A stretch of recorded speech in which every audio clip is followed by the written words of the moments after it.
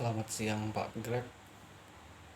Pada video pertama ini saya akan membahas tentang teologi moral hidup dan juga refleksi diri saya tentang apa yang saya pelajari dari teologi moral hidup ini. Sebelumnya saya ingin memperkenalkan diri. Nama saya Cahyo Abdul Rahim dengan NIM 21G10094 dan kelas akuntansi 2. Teologi moral secara bahasa adalah wacana yang berdasarkan nalar mengenai agama dan Tuhan. Intinya ilmu yang mempelajari segala sesuatu yang berkaitan dengan keyakinan beragama. Lalu moral adalah tindakan yang memiliki nilai positif antara manusia.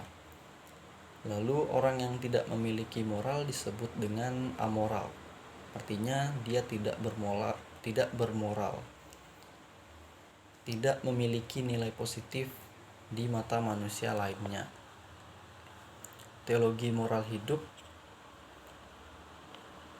bertanggung jawab terhadap diri sendiri, terhadap Tuhan, keluarga, teman, dan lingkungan hidup.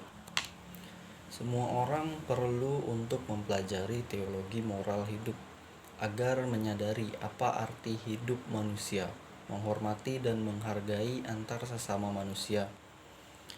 Tidak menjadi manusia yang amoral, yang menjadi ancaman kemanusiaan. Contoh tindakan amoral adalah seperti kekerasan, ketidaktertiban, ataupun perang. Tidak hanya peduli terhadap manusia lain, tetapi juga makhluk hidup yang lainnya seperti tumbuhan, hewan. Jangan merusak habitat hewan atau membakar hutan atau menebang hutan secara liar atau tindakan lain-lainnya. Juga peduli terhadap lingkungan rumah kita.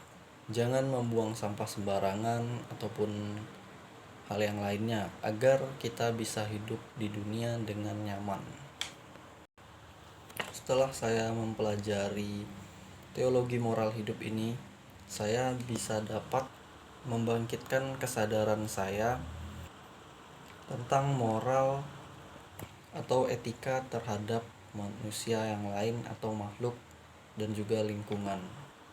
Lalu saya bisa membangun karakter yang lebih baik dan menanamkan sifat-sifat positif.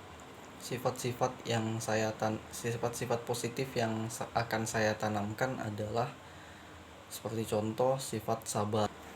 Sabar terhadap orang yang ingin mengancam saya atau yang melakukan kekerasan ataupun ancaman lainnya.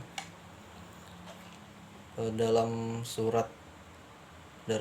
Quran surat Ali Imran,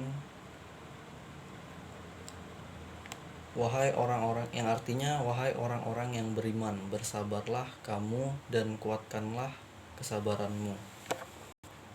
Lalu juga sifat memberi maaf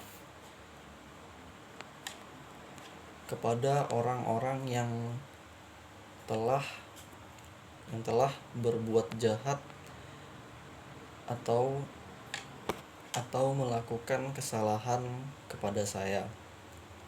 Dalam Quran surat Al-Maidah ayat 13 yang artinya, maka maafkanlah mereka dan biarkan mereka.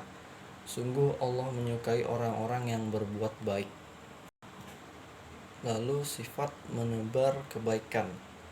Dalam Quran surat Al-Qasas ayat 77, dan berbuat baiklah kepada orang lain sebagaimana Allah telah berbuat baik kepadamu, dan juga ingin berbakti kepada orang tua. Dalam Quran surat Al-Isra 23 yang artinya, dan Tuhanmu telah memerintahkan agar kamu jangan menyembah selain Dia dan hendaklah berbuat baik kepada kedua orang tua. Sekian pembahasan materi satu hari ini. Kali ini saya minta maaf banyak kekurangan dalam video saya, dan terima kasih.